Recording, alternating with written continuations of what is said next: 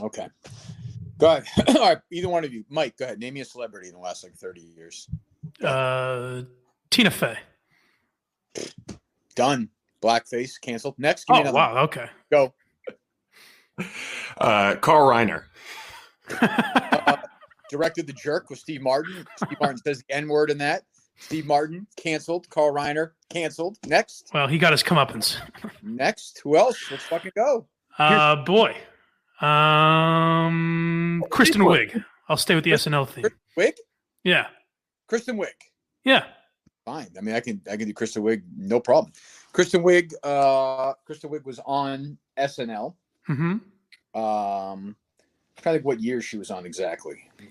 Mid 2005 to 12 or something like that. Okay. Did she speak up publicly when that blackface episode of 30 Rock aired? Not to my knowledge, no. Bye-bye. Next. And she was on 30 Rock, actually. I believe she was in one episode. See you later. You're good. Were there some inappropriate jokes in Bridesmaids? I thought so. You're good. Yeah.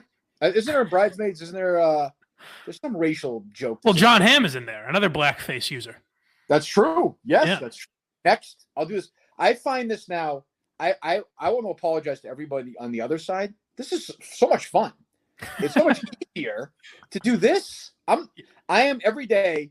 Jerry told me some right-wing guy does it. You probably know who it is, Steve. Every day from now on, I'm going to pick somebody and cancel them. It's very satisfying. It is fun, and the funnest part about it is that no one understands what you're doing. They think you're just being genuine. I am being genuine now. I was being secure right. before, but now I love it. This is the easiest thing ever. Bruce Springsteen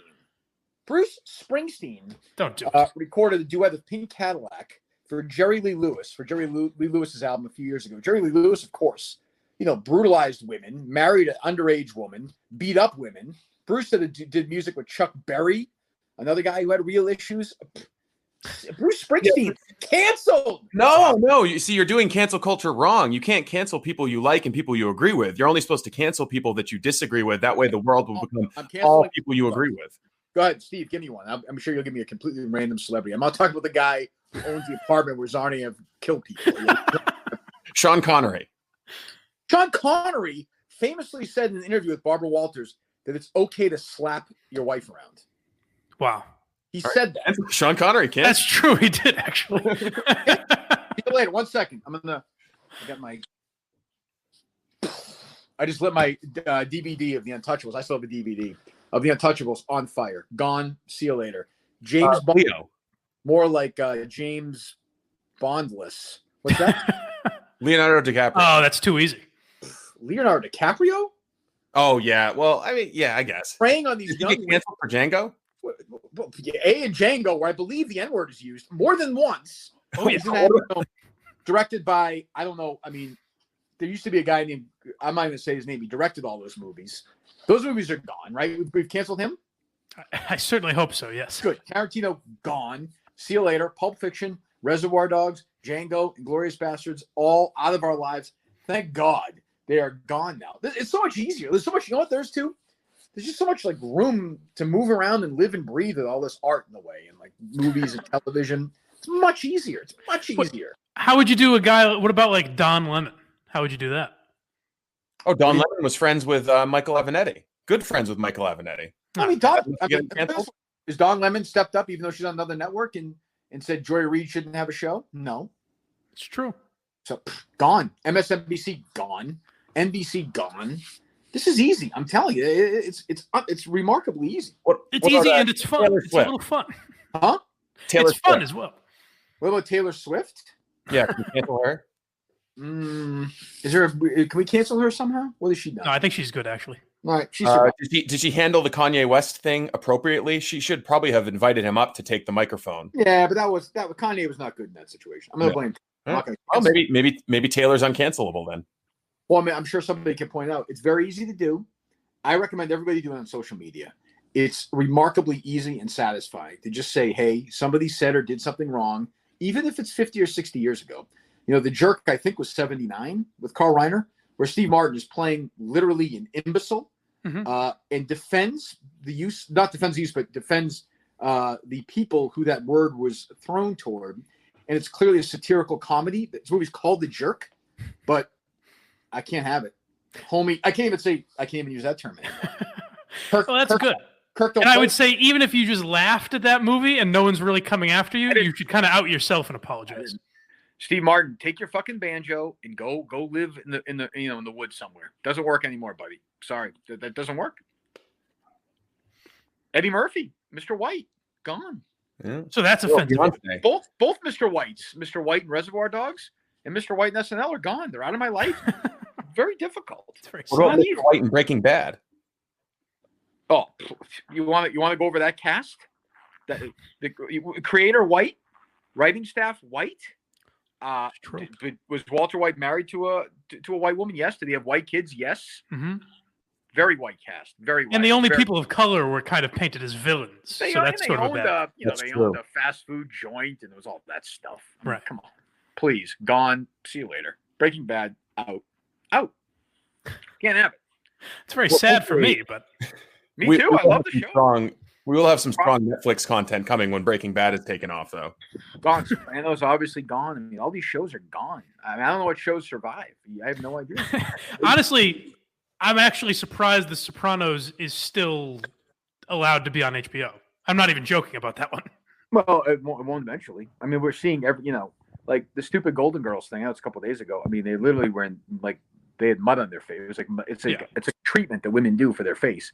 Gone. They're just going to start doing this, and that's fine. And I was amazed. This guy Sid Ziegler, who writes I think he runs Outsports.com, wrote a story about how Jemele Hill can't be canceled and how ridiculous the idea that Barstool Sports would do it. And I actually reached out to Alex Reamer, who writes there, and I said, "Does this fucking idiot know that we were fucking being satirical? It's rooted in satire? I don't want Jemele Hill canceled. I don't care. I mean." I'll be fine if she is canceled. I would have a laugh at it, but I don't want her canceled. I don't actually want Bill Simmons canceled. But what I do want is if you're doing shit, in your house and you're pointing outside your house, make sure your fucking house is clean. I mean, Bill Simmons, that I don't care, but you can't. If you're Jemele Hill, if you work for that guy who wrote that the Williams sisters have his Amazon quality, and Serena Williams looks like she bangs like a porn star when she was 18 years old. I mean. That is fucked up. I don't care. I mean, it's not a great look. Write it. Somebody sent me another one of his old columns today from 2000. And again, I'm not canceling the guy, but oof, there is some racist shit in there, man. Flat out, undeniably racist. Like what? Huh? Like what? Well, I'll give you an example. So, they're interviewing Andre Miller. This is how old this is. He was the sixth pick in the draft, and Bill Simmons was like, I think he's the first one that might know who his father is or something. Then they interview Andre Miller and they ask him what his mother's name is. And he says, she says whatever her name is. And then Bill Simmons said, then they asked him what the father's name was. And Simmons wrote missing. Oh, my goodness. Then he wrote a thing with Sean Marion where they go back and forth with Craig Sager. And Craig Sager writes, hey, Sean, what do you think of this? And he literally writes like, oh, blah, blah, blah, blah, blah. Like he does that. Like it's just, it's problematic. I couldn't look at it. I had to walk away from it. But my point is, of course, is that Jemele Hill's a fucking phony. And I wish more people at the company we work for would point that out other than me and Dave to some extent. We can get to Kevin and Dan's stuff, but man, oh man, I think I was on the YouTube channel last night. I mean, you could put you couldn't get a blade of grass in the assholes of the rest of the people at Barstool during this. They fucking puckered up and crawled away.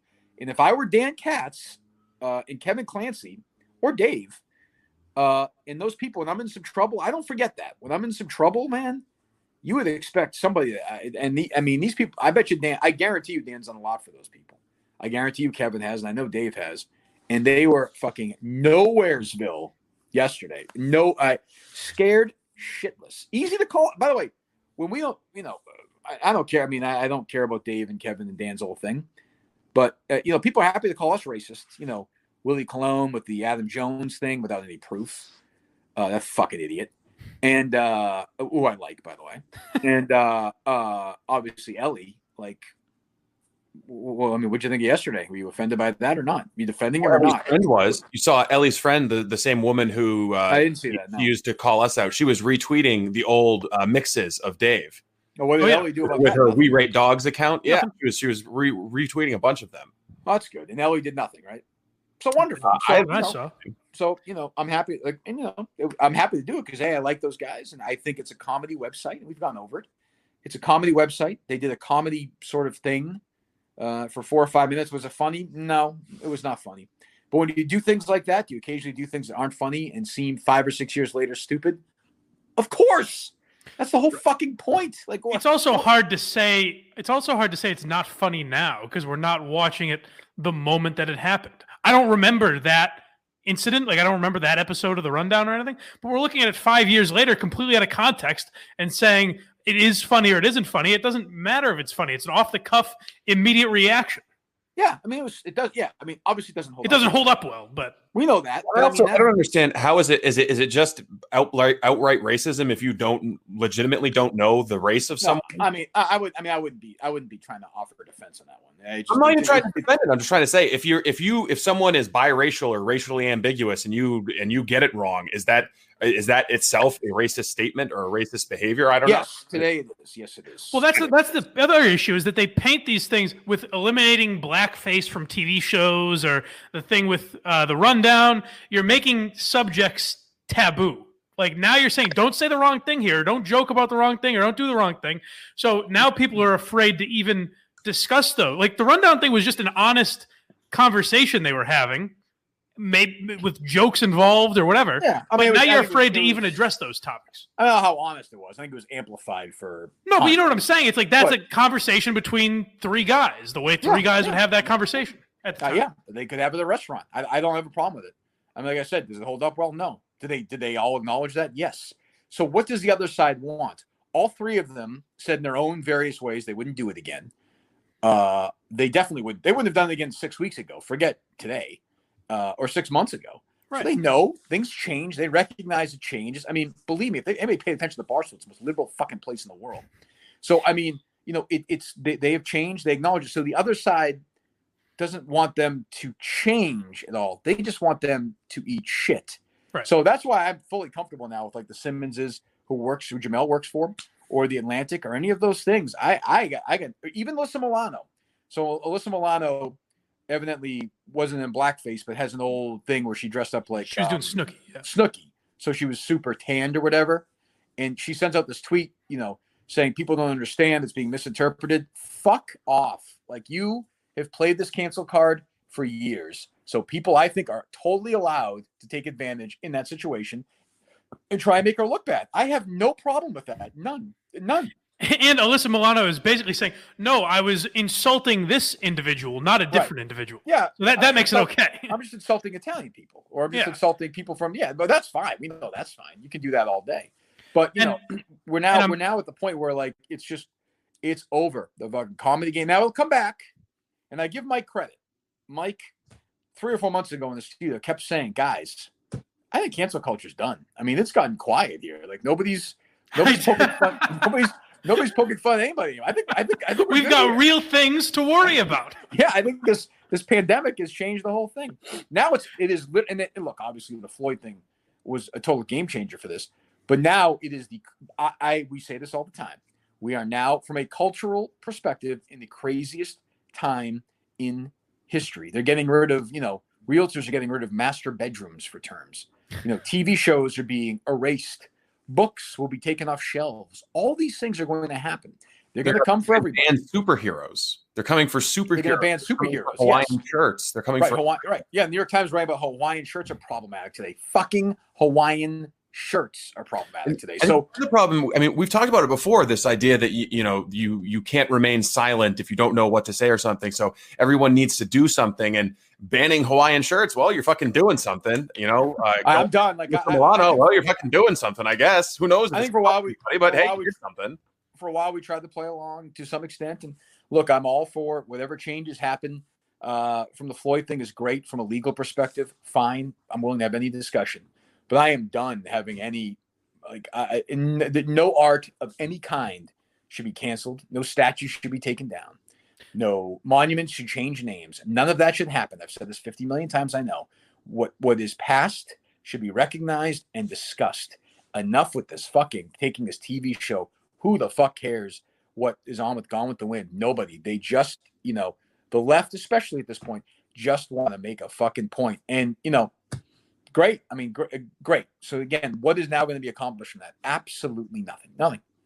Well, I've been, to mention Michaela Oakland again, I've been fascinated by her Twitter because she retweeted someone shitting on Barstool yesterday, but then retweeted someone who said, a lot of these things are good, but the Golden Girls thing is ridiculous. So it's like, now you're picking and choosing. How do you not understand that by saying this one's okay and this one isn't and this one's okay, that you're just allowing them to cherry pick what they take away from you, and then it's eventually going to be everything.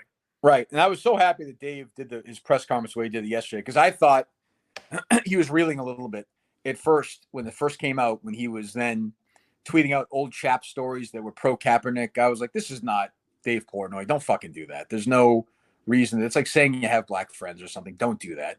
Just say fuck off. You can come try and get me. It's not going to work. I'm not going to sit here.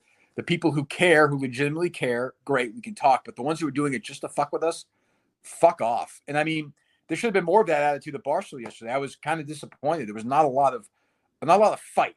Again, did any of them embrace the hashtag that you got trending? No, the fucking country? they don't care about me, but that's okay. I have no problem with that. They don't understand it. They want to stay away from me, and that's okay.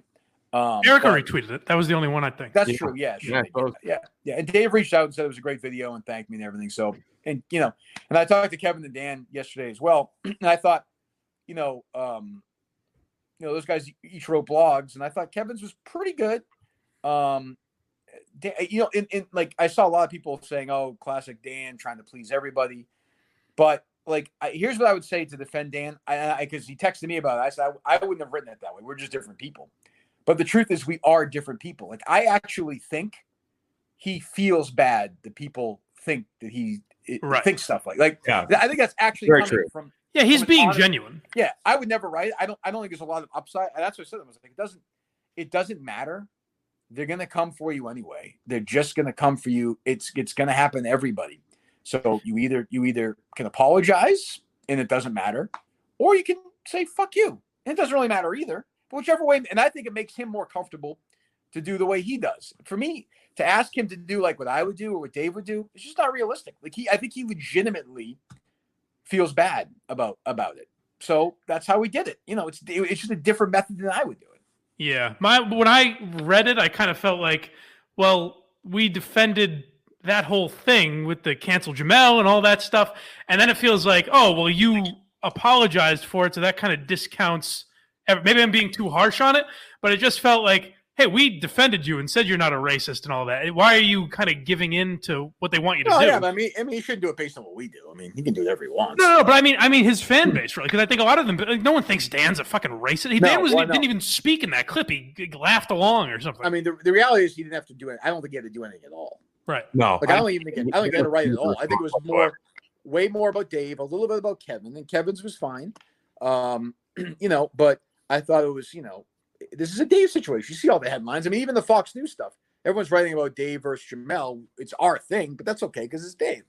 And, I don't know. Like, I don't know how it ends or when it ends. And I don't know, they'll move on to somebody else and then they'll come back and they'll go somewhere else and they'll come back. And they can go hunt down old tweets and they can hunt down old sound and great. But, I mean, and I think it's I don't know if I was talking to Dan or Kevin about this, but I have to say, it is a great motivator if you want to go subscription.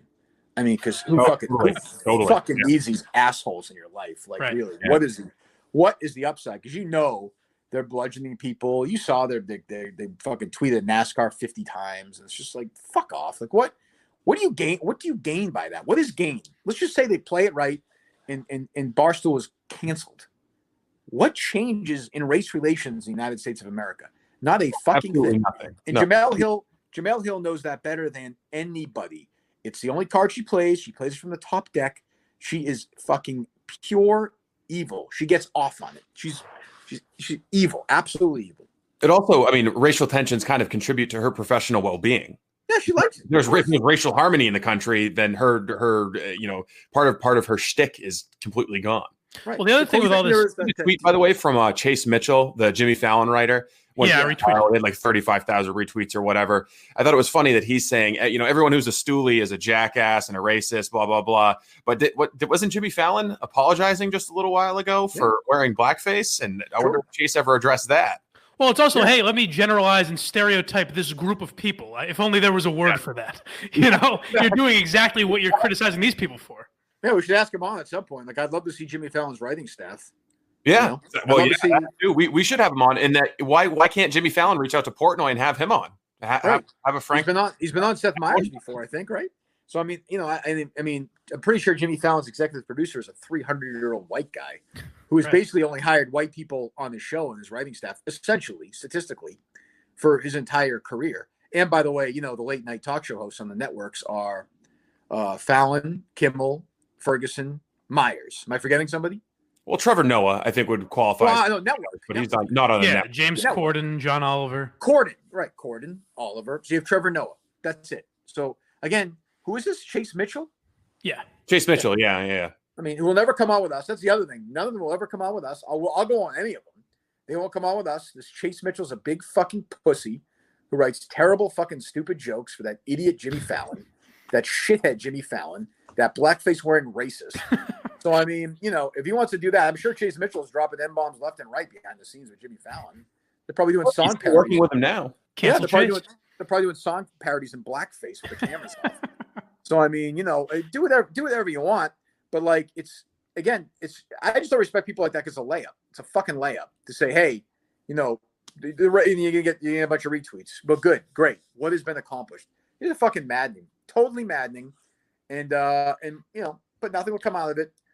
Jemele Hill, nobody's safer than Jemele Hill in America. She'll never lose her job.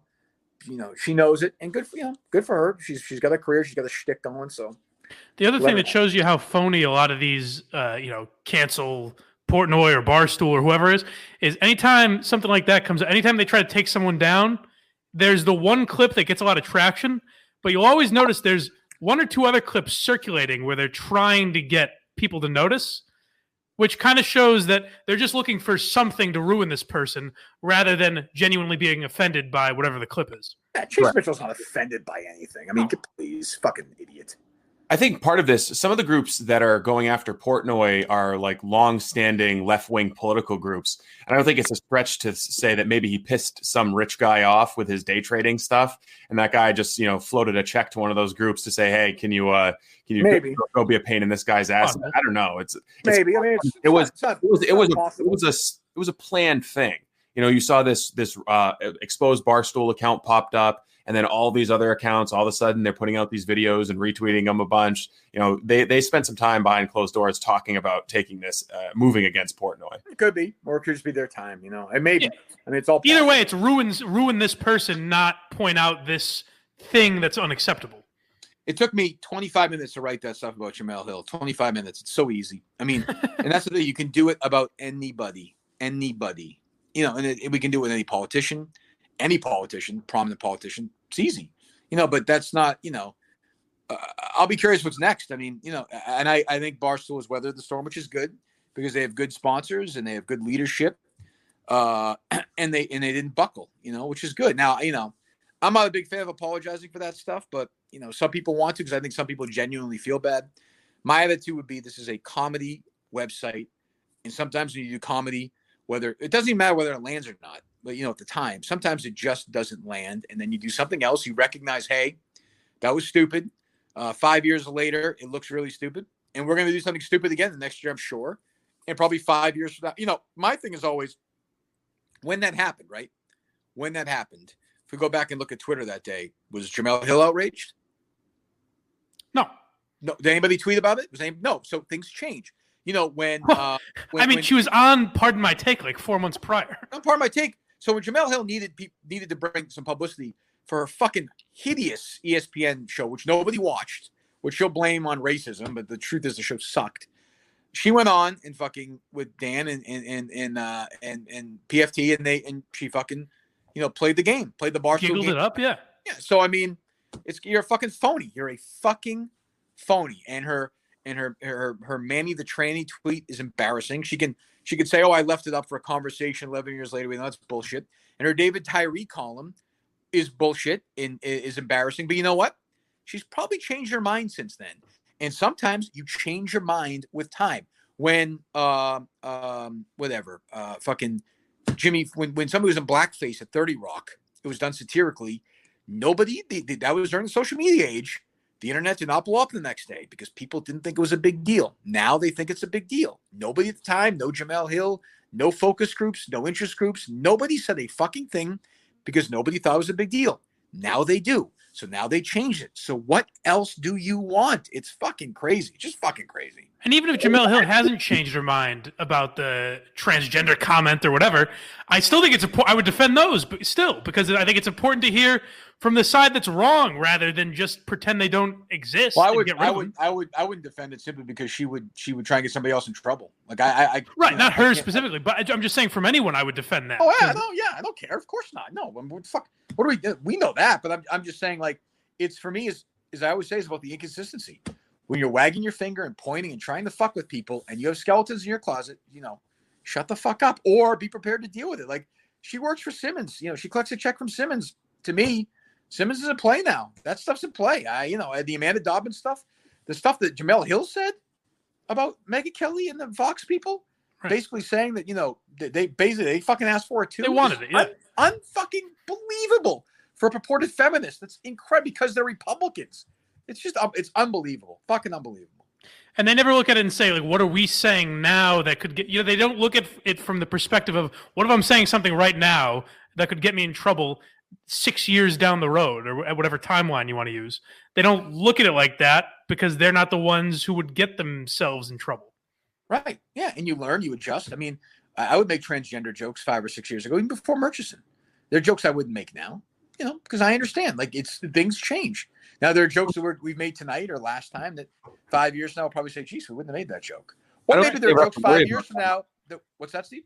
I said, I don't think that they ever have to worry about saying something that later is going to become offensive because, one, the people on the left are the ones who are determining what moves from the category of okay into the offensive category. Like, the conservatives aren't doing that. Centrist, non-political people aren't doing that. The liberals are doing that. So they get to choose what's going to become offensive. And if it's something that they said, like with Jamel, they'll get a special exemption from it. And no one's ever going to criticize them just because they fucking vote for Joe Biden. They get a complete pass because they vote for, old white guys who happen to have a D behind their name instead of an R.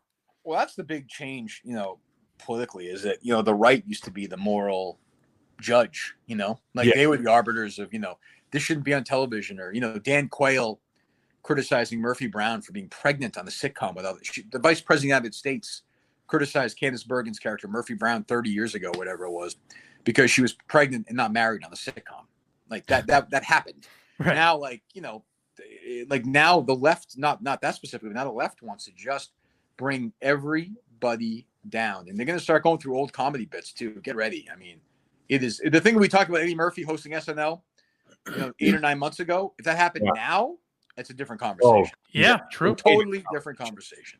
So I started reading a book last night by this Polish guy named Stanislaw Lem, and the foreword to it I thought was remarkable. It was just 3 pages long, and it was a woman writing just a few years ago, and she was like, "Yeah, Stanislaw Lem had some racial attitudes that were kind of inappropriate, and he doesn't represent women well, but he was a man of his time," and something along those lines. But it was like, I don't know if that would fly today. This was just like 2 or 3 years ago when someone was like, "Yeah, there's some stuff in this book you might find offensive, but he's one of the classic European writers of all time, so you should still appreciate this book for what it is." I just don't. It seemed remarkable to me in this time.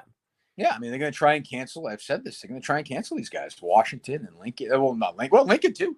And Jefferson and Woodrow Wilson. We've seen it, and all these guys where it's like, yep, I agree. A lot of those old guys, most of them had fucking real bad qualities when it came to racism. They didn't know what was going on. They didn't know how to handle it. That was the time. Things have changed. Let's look at it. Let's say, boy, there's been some improvement. Some things haven't gone better, but you can't do that. We know that now. This is just, let's fucking ruin this guy. Let's find this old lyric. Let's find this old tweet and just fucking bring them down. So what about the pyramids in Egypt? I mean, those were built by slave labor. Do those have to be demolished now? I think so. Like, I mean, come down. Really, how far does it go? I'm okay if people, if like a group of people want to vote to take down a Civil War monument. Like, I understand if you're black and you see like Robert E. Lee being honored, that might be weird. So if people vote to take them down, that's fine. But like, we should at least have a conversation about what doesn't get taken down.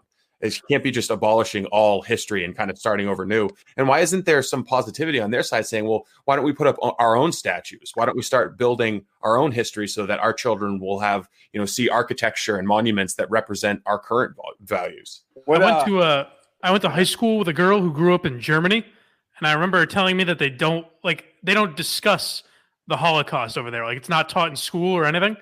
And I was always like, that's so fucking odd. Like, I can't possibly imagine that. I think we're not that far from that now. We're like, slavery and things like that might not even be mentioned in school. Like, we're not going to touch that. I don't think that at all. I don't think the opposite. I could not disagree more. I mean, look at the entire New York Times, the 1619 project, whatever that is. It's all about making all of American history about slavery. It's redefining. I just think we're getting to a time where it's like taboo to even discuss subject. It's not going to be allowed to talk about that shit. No, what it's going to be is they're going to get like they're not going to talk about Trump in certain ways. So they're not going to talk about. Yeah. It's going to be a complete liberal, whitewashing or however you want to call it of history, which is going on anyway. I mean, the education. It's been happening for a long time. It's been happening for 100 years. What else is going on? The protests did not get rid of coronavirus, it turns out. Massachusetts did 0 deaths today. Massachusetts, 0. Yeah. Well, it's just begun, from what I hear. There's an increase in cases in like more than 35 states. And now there's something happened. Something happened like 3 weeks ago or no?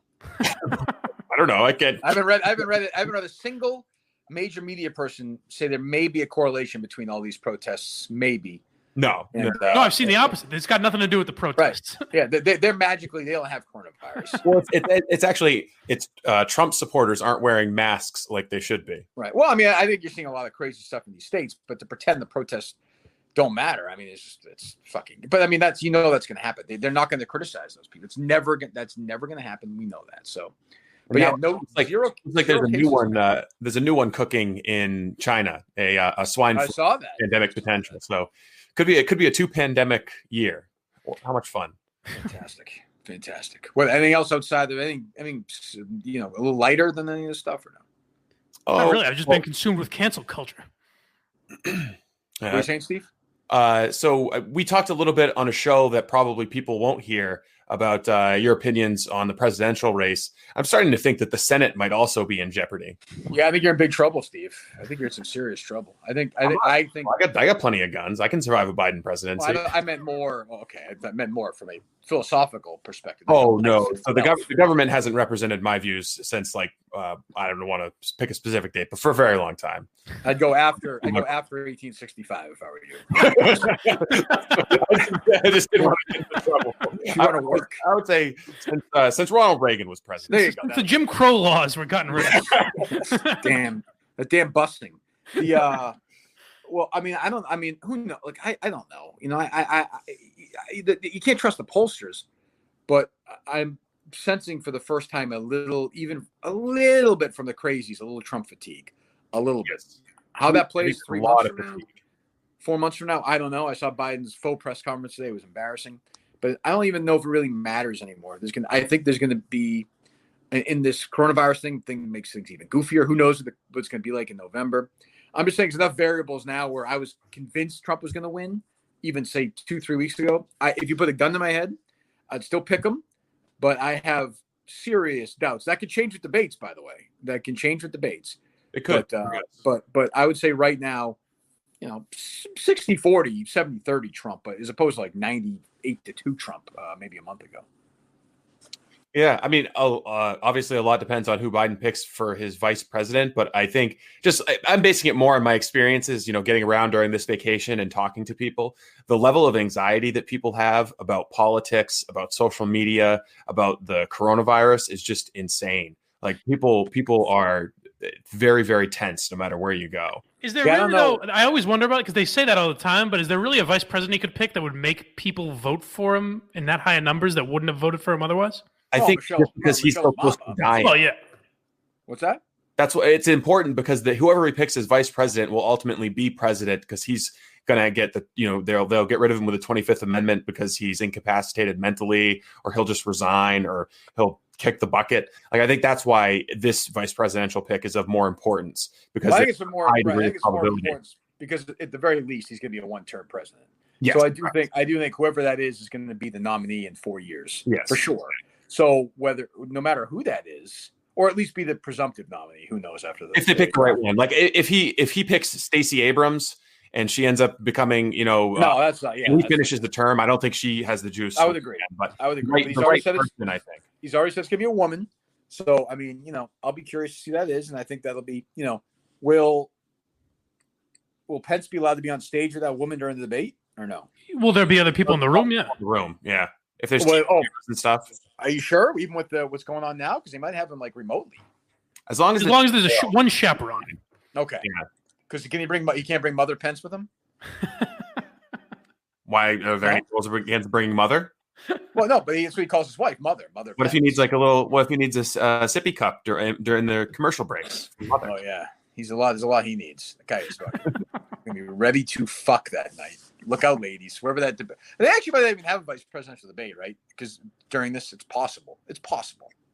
Yeah, it's definitely possible. They'll just put them, 12 feet apart on the stage. Done. Yeah. No audience. I guess. But those have normally started by now. I feel right.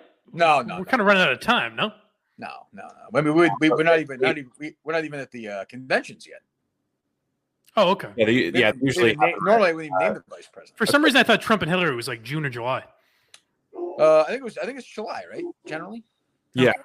Okay. They kind of space them out a little bit. Sometimes you'll have a debate and then 6 weeks and then another debate and then maybe there's. But I mean, the actual presidential debates aren't usually till September, October. Like those are still a little ways away.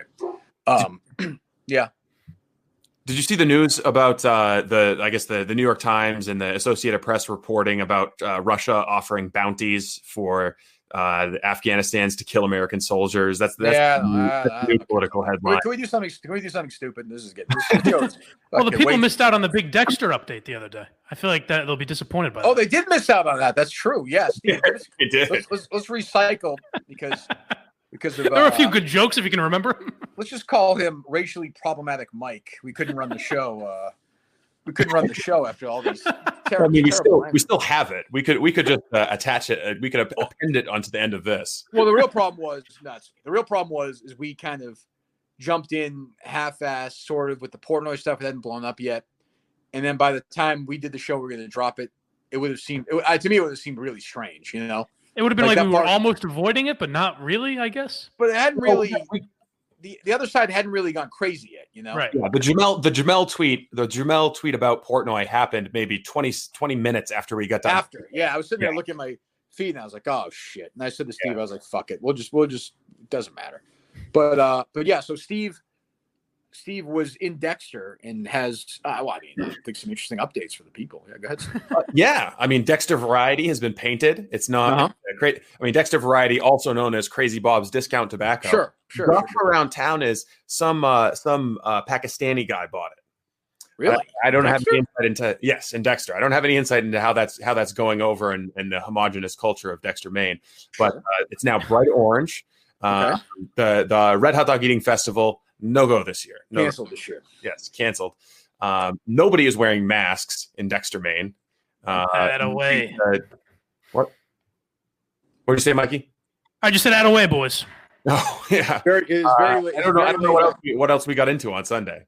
Well, I mean, did you not have a sandwich in Maine or no? Oh, yes. The best Subway franchise in all of America, indeed the world, is located in Dexter, Maine, because there's just better people there who will put more care into a sandwich, and it really. So what is the difference? So let's say you were in like Eatonville, Washington, say. Yeah. And you went to Subway there. You got a 6-inch chicken teriyaki sandwich there. Yeah. And you got a 6-inch chicken teriyaki sandwich in Dexter, Maine. What if you put them in front of me when they're both done? What would the differences be? Well, right out of the gate, the bread's going to be better at the one in Dexter because they're not serving as high a volume, and they're not going to squish. You're not going to squish your bread as they pull it out. Sometimes you get a little squishy bread. You need fluffy bread with good texture. But then another big thing is Okay, so you're like, oh yeah, can I get some, black olives on that sandwich?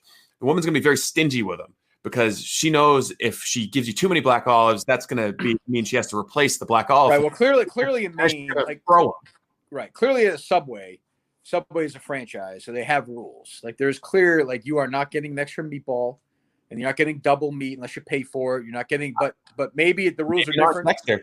Dexter's a little different. They send the better ingredients to Dexter. I'm just saying, you will appreciate the difference at the Dexter Subway. Did you eat inside there or no? Oh no, there's no inside eating allowed. The rules are still very, very strict, and there are signs up saying like you have to wear a mask in here, and nobody's wearing a mask, not even the shopkeep. The workers aren't?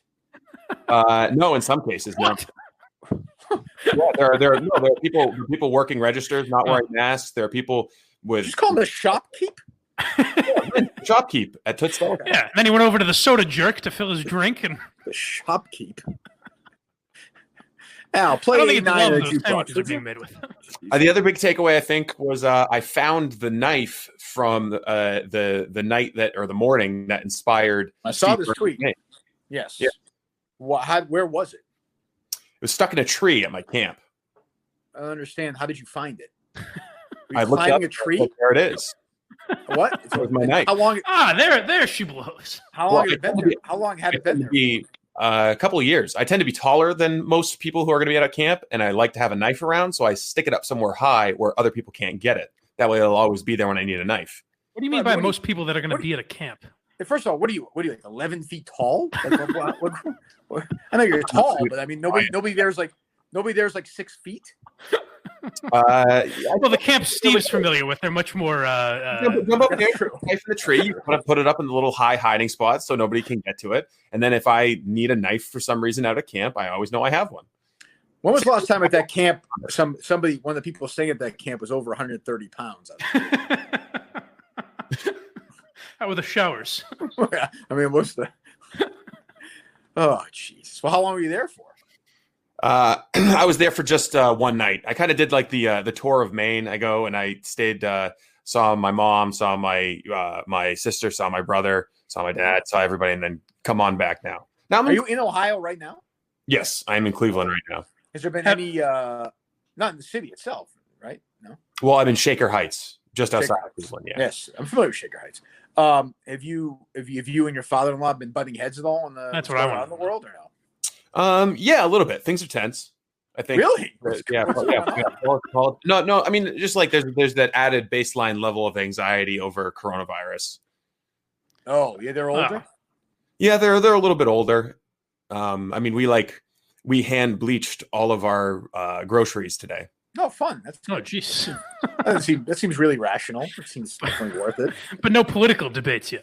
That's what I mean. There's been those spicy political battles. Look, I'm wise enough to steer away from that kind of stuff. I'm not going to walk in here with a MAGA hat on. That doesn't benefit anybody. I will tell you, this is the first neighborhood I've been in that I've seen Biden signs. Every single, I would say, 6 out of 10 yards have either a Biden sign or a Black Lives Matter sign or like the racists don't live here signs, and they're fine. Nice. I do like the idea of Steve coming down for breakfast and hearing like it's about time they tear down this fucking statue. Having to bite his tongue. I mean, it's gotta be a long day staying there like during coronavirus with your in-laws. Like there's not much you can do, right? Well, you're wrong. Oh, well, go ahead. We've got Ziggy here, and he is meeting Dexter. So this is Ziggy's first time hanging out with another dog for a prolonged. The dog's name is Dexter? And I'll tell you, their antics, Kirk, would warm your heart. Wow, there you go. Huh. What was the other dog's name? Dexter. That's not unusual to you? It's ironic. What way? Of the name? I mean, in what way? They named him after Dexter the serial killer. Oh, well, it's perfectly normal then. Much more normal. Yeah. I mean, I can go get him if you guys want. Oh, no, it's okay. Harry had a joke for you, Mike. Okay. Why did the blind man walk into the well? Why? Because he didn't see that well. Double joke. See, it's a double joke. I don't like Harry's been writing for my stand-up act. I've been paying him. I don't like that you said that on the air. We need What's Harry that? Minihane on hand just in case Mike starts bombing during his routine, so we could just give him the hook off the stage. Could happen. Could happen. Oh boy, I watched a few before we were on tonight. I'll tune in every night to watch a couple minutes of the YouTube. Tonight we had Latino Kirk, Ned Snark, Tara, and your guy, who I am convinced has killed 50 people. That PK guy. I am convinced he is a psychopath. He's got those eyes. He has killed 100 people if he's killed one. I have no doubt. He has a bath full of human flesh. He brushes his teeth with human blood. I have no doubt. This guy is psychotic. My favorite part about that guy is like what he asked to come on and he's like, "Hey man, like I know I was a little boring last time. Just give me another shot." He does every time. And then he comes on and he's like, "Hello." Even tonight, I'm like, he's like, "Yeah, I just wanted to thank Matters for letting me come on." He's like, "I know I'm not really interesting. I'm not going to say much, but it's just kind of cool to be here." I'm like, "What are you doing?" You know, he can just watch it. He can just watch it and pretend like he's in there. But his face wouldn't be on the screen. It wouldn't be as cool. Oh, well, he's certainly making hay out of the promotion. You know, he's going straight to the moon. I will say he was funnier than the comedian Mike had on tonight on that fucking thing, but that's okay. Well, what even can make you possibly say that? You haven't seen it yet. I have not seen it. I just finished recording it. All I know is when Justin's tweeting like, "Oh, great conversation." I'm like, "God." I didn't love that endorsement. That's not a good. don't hype it up at all. Low expectations is the way to go. I think. I would agree with that. Am I missing anything else in the YouTube universe or no? No, I don't know if you wanted to wrap up any of the intern stuff. Intern Will's gone, and we are getting a few people emailing out, seeing if they want to step into the void left behind by Will. So I heard some guy call Mike last night who wanted the job, and he's like talking about his own. Mike get like 4 calls in a row from guys talking about their own podcast. I was like, "What the yes, fuck?" I had that guy say that he wanted to be an intern and he could produce for the show, and then I had a guy call in and say, "I'm always looking for guests." I was like, "Boy, this is perfect." Jesus Christ! I mean, so we're. Obviously, we should be making a culturally appropriate and historical intern hire. I think. I would agree. Don't you think, Steve? It's Jackie Robinson time, baby. All right, yeah, that sounds good. I mean, by that, I mean the first talented intern we've ever had before. To break the talent barrier, it's gonna be quite a feat. Well, we tried to bring some gender diversity into the equation, but I got ghosted by a potential female intern. Scared her away.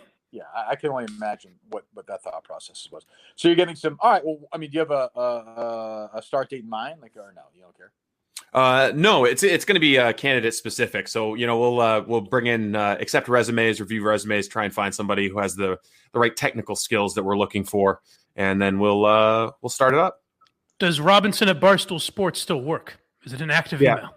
It does. I don't think mine does. So I was just curious. Really? They can also DM me on Twitter. I will say, kidding aside from the top, it is hard for people. I would say, even for me, it's hard to describe how big Carl Reiner is historically in comedy, because it's like anything else. Like if you watch his old bits with Mel Brooks now or something, you're like, that's not funny. But like this guy with Dick Van Dyke, he directed The Jerk. I mean, he did his own comedy stuff. I mean, this guy is one of the 24 biggest figures maybe in American comedy history, maybe 36. And it's, I mean, and I would recommend, I don't recommend this show a lot when it's good. It's good. The Comedians in Cars Getting Coffee episode, Seinfeld does it with Carl Reiner. And then midway through, they go and have dinner at Carl Reiner's house with Mel Brooks, the three of them. And it's definitely worth watching. It's excellent. Excellent. Mel Brooks is still alive.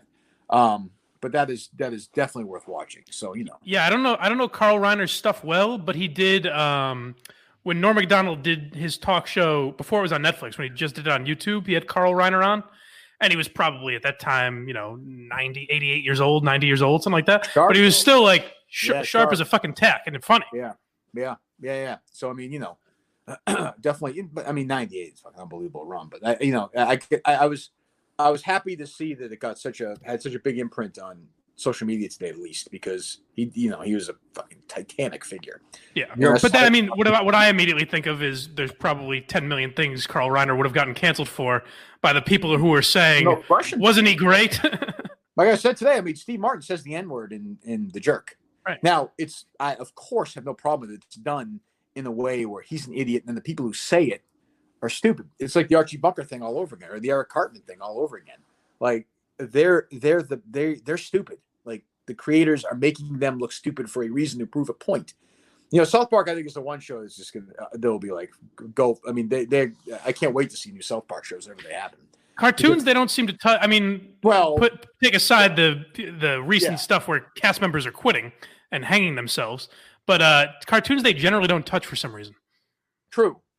But I mean, South Park, they don't even care. I mean, good luck. Yeah, I think South Park is one where they're protected because they could go subscription service. Like if Viacom ever decided, oh, this is too hot for us to handle, and South Park started a subscription service, hell yeah, I would subscribe to that. They also have, I'd buy those seasons and stream them right from the South Park's website. And the two of them each have $1 zillion, so it doesn't. Yeah. And I think they went to HBO Max, right? South Park. Yeah, I believe it's on there. Yeah. Hulu. Oh, I think they're part of the HBO Max package now, though, too. I think. Oh, really? Wow. I think they got one. I could be wrong. We can look it up. Hulu had a subscription service. That's how I used to watch it. But I mean, they were. I think we will get to the point eventually where its platforms are part of the cancel culture. So, like, they might be rich as hell, but can they get Netflix? Can they get Hulu? Can they get Amazon to actually distribute their content? Or are they going to have to do it just online? And if that happens, do the activists go after Comcast? Do they go after internet service providers and try and get websites blocked? I don't know. I don't know how far it goes because it doesn't show any signs of stopping. And if Joe Biden wins in the fall, it's not going to stop. It's not going to stop getting worse. My only take on subscription is if DEC goes subscription on his own, I'm not in. But if he brings Christian Wakefield with him, you like that combo? Sign me up. You know what? Let me go find my money clip right now and get my credit card information. I'll give it out right here. Everybody should do it. I like Chris from Wakefield. He's a funny guy. Oh, when those two are together, magic. Absolute magic. Like, I will say, though, Milton's the other day, DEC had a little more strut in his step. He was feeling it. He was maybe because you weren't the big he was the big podcast host there. So he was kind of a star. Ceremonially for him, I know on the ride home in the van, it was kind of exciting. One of the girls actually turned 18 on the ride back, so we just threw her right out of the van. So that was 17's a little old for him, anyways. So that's true, yeah. But I mean, you're kind of the house mother at that point, right? Right. She's sort of. On an unrelated note, did you read the story about the rape blob in the New York Post? The what? The rape blob, Adam Savage. Oh my God, Jesus Christ! Did you see this one, Mike? I've heard Adam Savage in the news recently, but I didn't know why. Yeah, Adam Savage's sister has accused him of sexually assaulting her numerous times when they were like 10 and 12 years old, and is filing a lawsuit against him. And said he used to like run around the house when he was 12, screaming that he's the rape blob. Was it Lena Dunham who said that she put like pebbles in her sister's private part? Oh yeah, yes. She confessed to sexual assault. Right. Yeah. I mean, she's just fucking like rapist. I don't even know what the word is. I don't know what that is. Sexual assault. Right. Yeah, I mean, Jesus, we do it to Mike, but he's blind. And I kind of enjoy it to some extent. Yeah, exactly. You do. Was that the Christopher Nolan thing? People are joking with finding that offensive, right? The chair thing? Yeah. Yeah. He came out later and said it was all bullshit. Yeah, okay, all right. Because I was like, but even if it was real, like that's just a thing some arrogant boss says. That's not the end of the fucking world. And there were a shitload of people who were on the movie sets are like, their fucking chairs. Anne Hathaway then got it going because she's a fucking dummy. So she just, did her thing. That movie keeps getting pushed back. I know no one wants to release it in the theaters. I get that, but that's just not. How is that going to happen? I'd probably go see it. But who the fuck is going to go see that movie in the movie theater in like August? We should ban Mike's chair from the studio. We should stand the whole time. Yeah. Do that. But I don't. Yeah, I saw that. I'd be curious to see what happens to that movie. I guess it'll wind up eventually on demand. I don't know. I mean, there's nothing right now. Yeah, I mean, you say August, but even like things in October, November are already starting to get canceled. People are pushing things back to 2021 now. Absolutely. I mean, I felt confident with the Wilbur in January. I don't feel confident with the Wilbur in January now. Nope, I don't either. I don't think so. I mean, who knows? Like I said, we'll see what Boston's like. I mean, remarkable. It's kind of crazy. There were 0 deaths in Massachusetts today, which is insane. But what happens when, I don't know. It's probably because Charlie Baker's already let all of the nursing home residents die out. Yeah, it's a good move. Kill them all off, and then he's done. Front loaded the entire thing. I did laugh though. We wouldn't have talked about it, but when it was over, it was funny to see the Patriots sign Cam Newton and then fucking just seeing all these people on Twitter who fucking said Belichick was racist. I deleted a tweet because I didn't want it to look like it had anything to do with the Portnoy thing, but I was like, well, Jamel Hill, fucking look at this. What are you going to say now? Or I think you retweeted Josina Anderson or whatever her name is. Yeah, who was like Belichick, basically called him a racist. And it's like, yeah. Why? And here's the other thing. Like, even if, let's just say, I don't think he is. I don't know. Let's just say Belichick is racist. He'd still sign him. He's a fucking football coach. Well, as we pointed out that day, he signed a black undrafted free agent. So they were talking about nothing really. He drafted a black quarterback a couple of years ago. Right. It's just stupid. It's so dumb. You could tell the Boston Globe, they're already working on their think pieces. You know, how will Cam Newton struggle against the racial adversity of all the racists in Boston? Well, yeah, and then you have to listen to people because Cam Newton will kneel and people will fucking do that whole thing. And who cares? I said it 5 years ago. Who cares? Now, Mike did this whole Kaepernick thing. He doesn't know where Kaepernick's from, all that shit. But, you know, that's a different conversation. Mike said I think the blackface was tasteful. It was tastefully done. We'll save that. You saw Kaepernick is getting a series done, finally about his life. Netflix has purchased the rights to that. So my prediction is the media, the reviews will be brutal. They're really going to really you think so? Like as Steve said earlier, I'm sure those reviews have not been written already. Now, it may be really good, but that doesn't matter. Like, it could be terrible, and they will say it's good. It doesn't. Also, the thing is, Blind Mike is probably equally as deserving of a Netflix series when it comes to struggling against when this book comes out. You know, exactly. But I'm just saying, like, maybe hold off, maybe wait until you're, I don't know, in your 50s or 60s before your life story becomes that significant. See, I disagree. I think Kaepernick's a pretty significant figure in the last 10 years in sports. I mean, really divisive figure. I mean, he was the topic of conversation and continues. Oh, for sure. Yeah, but what has he accomplished? Well, I mean, what is fucking Kim Kardashian accomplished? Like, what? But also, it's tough to make a documentary about someone. To what Steve's saying, it's tough to make a documentary about someone in their 30s when we learn now in 10, 20, 50 years, we could say, oh, this guy's a piece of shit. We need to erase everything he's ever done. Yeah, but they're not going to do that for him, A. And B, like, it doesn't have to be, it's more about the story itself. You could do 6 parts is a lot, but you could do a good documentary on, but this is going to be a fucking ass kiss fest. So it's going to be propaganda. It's going to be terrible. Like he's fucking Mahatma Gandhi or Martin Luther King Jr. when really he was like a bratty millionaire who, stood up for what he believed in and got fired and then got a multi-million. Well, I don't want to recycle Kirk and Callahan conversations, but I think Kaepernick had a lot of guts. I got no problem. I said it 5 years ago. Yeah, a lot of guts. A lot of guts. I think that too, but I don't want to watch that life story. I have no problem with kneeling, but I'm sure they'll paint the people who were against him in a positive light, right? They'll make their arguments sound perfectly reasonable. That's my issue. My issue is going to be not with Kaepernick. My issue is just going to be a piece of propaganda. That's all it's going to be, and it's going to get wonderful reviews, and no one will really watch it after the first one because it's going to be kind of boring. But everyone's going to say, "Oh, this is incredible! It's great," and they'll say it's required viewing and all that bullshit, and it's going to fucking be stupid. But yeah, I did. If you don't like it, you're fucking canceled. See you later. You gotta keep your mouth shut. I'll try it. I'll watch it whenever it comes out. There was a documentary on Netflix that I just finished about the gymnastics thing. I forget what it's called. The whole gymnastics. About Larry Nassar? Yeah. I've read books on it. I watched it. It's actually pretty well done.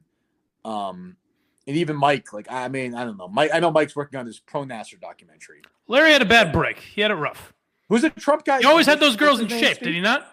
What's his name? Dinesh D'Souza. Yeah, Mike's the Dinesh Souza of Larry Nassar. He's gonna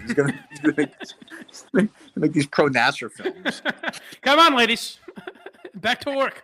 Are those gold medals, ladies? And they don't look silver or bronze to me. What am I missing here? Fucking gross. What else is going on? Anything else? I'm heading back to Western Mass. I'm going back to my stomping grounds this week. Very excited. Oh yeah. Yes. See the parents. That is exciting. Think you guys could do 10 minutes on that? I'm guessing. Boy. We're not either way. What have you been back there since coronavirus started? No, I have not. Oh, there you go. Triumphant return. Your stepdad, your mom are both back. What was that? Go ahead, Steve. Oh, I was gonna say, did you go out and get a test before you go see your dear mother and stepfather? No, let him rot if I give it to him. Did you, Steve? Yeah, I went and got a test. You're all good? Yeah. The results, they came back, they said it was positive. Oh, good. That's what I figured. They said it was really positive. They said it looks great. How long are you there for, Mike? Till I'll come back Sunday morning, probably. Are you doing Mike and the Minifans from there or no? So I was thinking no, because Mike and the Minifans Saturday is the 4th of July, so I figured no one's going to be in watching. Right. Yeah. Okay, yeah, you're good. And then we're back in. Actually, I want to. Mike and the Minifans should just be a special live reading of the Declaration of Independence. That's true. Yeah, and Justin should read it, I think. Exactly. He should. Yeah, he's a talent. Dressed up in old colonial gear with a wig. Oh, actually, yeah, I want that to happen. Jesus Christ. Yeah, that was rough last week, but that's okay. We like Justin. He's doing a good job. Justin's a good boy. And so we're back in studio next week, and then things. The only thing I'll say is, things will change, and we said we're going to wait, and we're going to do our end, and we'll see what Barstool does. But we'll be back next week doing our shows. We're going to do full set of shows next week. You'll probably hear me before then in some form or fashion. I'll do an update or two. But so last you'll hear from us until Monday at probably 11 when we're back doing. Oh, this will be. We'll drop this at midnight, Steve. Yeah, I think that's right. And you still want to put it out on the RSS feed, correct? Yeah, we'll give him a podcast. Why not? Throw him a podcast. Wow.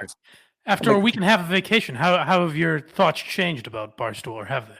Oh, like I was just saying. I mean, I think that they responded, and we'll see. I'm kind of looking at next. We'll give it 6-7 weeks, and if there are things on our end that we do, and then things aren't done on the other end, then it's kind of like, well, we know where we stand, and I don't want to be around if we're not going to be valued. I don't think that's fair to us or to them. So then we'll figure something else out. If not, then we'll continue to have the conversation. I don't know I know you mentioned the shirt today about the cancel thing. Yeah. I don't think the appetite of the Minifans right now is really strong to buy Barstool. I was going to ask, because a lot of people were asking me that at Milton's the other day. They were like, should we buy merch? Are we allowed to buy merch? What's the deal? Sure. Yes. You may buy merch. I will allow that. You can buy merch, but I would say I'm just saying I know I've seen enough anger still where it's kind of even yesterday I got tweets from people geez, here you are standing up for Barstool. No one else is doing it. No one's in. I don't really care about that, but they do. I would say the Minifans also standing up for Portnoy, totally. KFC, Big Cat, going to the mat, fighting people online, saying, offering a defense, standing with them, and not a lot of nods to that I've seen. So it's weird. I get if you've never been in that situation, not wanting to vocally say something, but it's odd to not at least acknowledge what you did in some way, No, that's fine. I don't expect that. But what I found interesting, I think I mentioned on the YouTube thing yesterday, is I kind of understand it from being a fan of bands and writers and shows and stuff. This need for a lot of our audience. I hear a lot of, I don't want Kirk to leave because I want the show to be bigger. I want to have a bigger audience. And I do wonder if you're driving around in your car and you're listening to us do a pick your bit, whatever it was, whatever segment we've done forever. When you're listening to it, does it matter if 14 people are listening, 1,400, 14,000, 14 million? What is and I'm not saying this in a critical way, and I think I do this myself with stuff. What is the need to want the show you're listening to be bigger? Well, it's like you're rooting for a team, they're rooting for your success. So they're rooting for that, but also I think people just want they want other people to talk about the podcast with. So the bigger it gets, the more people that know about it they can just relate to, I guess. I think there's an element of that, and there's also I know you don't like this word, Kirk, but FOMO. I think the bigger a show is, the more people who are listening to a show, the more it kind of signals to them psychologically, you might be missing out on something if you're not listening to it. Right. But you know what's going to happen though? Let's just say it gets bigger. Everyone seems to think it's going to get bigger. I don't care. Whatever happens. But what happens is when you get a band I knew who Green Day was when they were pretty much unknown, right? I didn't really love them, but it was kind of, I had some friends who were really into them and they kind of played, whatever. And then they got big and my friends got excited. Then after a few years, my friends were like, they're too big now. They were better when they were better back in the old, so I mean, that's that's the way it's for me, a show like Arrested Development. My buddy Matt Quinn and I every week would look at the ratings for Arrested Development and be like, oh, what the fuck? I want the show to be bigger. But and then when it came back, it sucked. Right.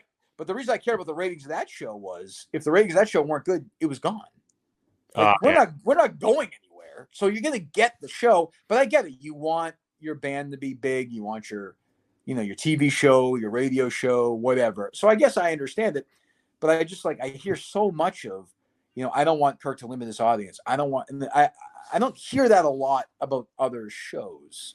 Yeah, I do look at there's podcasts I'm a fan of that have Patreons that I don't even subscribe to, but I'll look and check because it shows how much money they make, and I'll check it because I'm like, oh, good for them. You know what I mean? You're kind of rooting for the show, I guess. Yeah, that I get. But I mean, I'd also for the fans, right now everything's fine with Barstool, but if you're a fan, I'd also say, geez, you know what? I want these guys to do what they want to do creatively, and if that means, that really is the biggest argument for it, is you can literally do whatever the fuck you want. You have no governor at all. And I do think, you see with Barstool, even the way this thing was kind of handled, I saw Eric put some tweets out, Dan's blog. I do think there's this idea that, they're a corporation, Penn has a stake, Sheridan has a stake. They're not, 5-6 years ago, if this were happening and Jamel Hill went after them, it would have been a much more united front. Combative response. And I think, and then you've also got, people now, I think, whose ideology fall more with Jamel, within the company. Yeah, for sure. Right?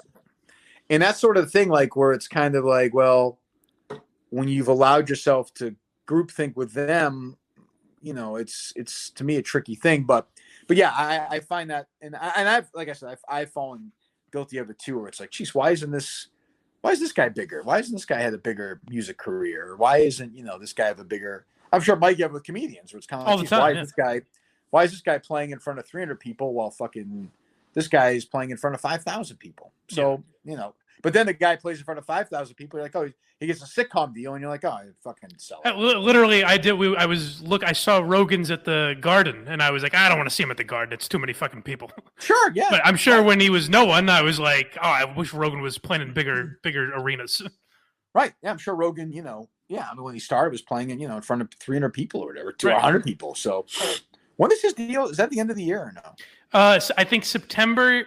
His stuff will be on Spotify, and at the end of the year, it's exclusively on Spotify. Jesus, that's not that far away. God. No. But yeah. So I don't know. Anything else, boys? Before we wrap it up, I got a few minutes. If there's anything, take some calls. Steve, line them up. I can't take calls at this time. I know. I'm just kidding. Damn it. I'm just kidding. I did have a call the other day though, a guy saying that he was a stoolie who never heard of you, and now you've ruined every other podcast for him. So there is that element of now they want you to succeed, not only succeed, but they're rooting for you over other podcasts. Well, I do get a sense there are some people, and again, Barstool survives easily without me. It doesn't matter. But I do think there's some people oh, this is kind of the last show that has some, that will go at other people at Barstool, which is really true. I mean, that is true. Yeah. So I think they like that. And so, I mean, if we can give them that, that's great. But we'll keep doing our thing. What are you going to say? Or Mike? Go ahead. No, either one. Just in general, I was going to say that not just going after Barstool. It's one of the last shows that really goes after a lot of the bullshit in the media, outside of Barstool. With Jamel Hill, you don't see a lot of shows going after her. It's almost even the shows that don't agree with her now kind of say that's bullshit. Moving on, next subject. No one really talks about that. Well, I think there's some of the where they're you know what, it's just not worth it. And I completely understand that. I have no. I it's not the way I do it. I wish it was sometimes, but I do understand where people are well, what's the fucking upside to fighting? What is for me, it's just entertaining. And I like calling people on their bullshit. And we're not going to stop. If we left here and went fucking subscription, forget it. I mean, it'll be fucking insanity. But, that was the other thing I saw kind of related is that a bunch of Reddits got shut down yesterday. Oh, is that right? Yeah. Pretty much any Reddit that would be my boys, the Cumtown Reddit got shut down, but anything that would be considered, right of center pretty much got shut down, I guess. They also shut down the Chapo Trap House. Wonderful. Yeah. Chapo Trap House, the dirtbag left guys. So anyway, I think they were just trying to clean out toxic cultures, but they got rid of the Donald Trump subreddit, which had already moved off of Reddit in the first place. So I had heard they were really going for that and just tried to make it look like not a specific attack. Yeah. We'll see. All right. So we're back We're back Tuesday. I'll have a couple of things up. Go to KirkMinihaneShow.com as well, because I'm going to give you some stuff there over the next 3 or 4 days as well. And then next time the three of us will be together, we'll be in studio in Watertown, Massachusetts. We'll talk to you then. This was pretty reprehensible. I don't know how it can be anybody's idea of humor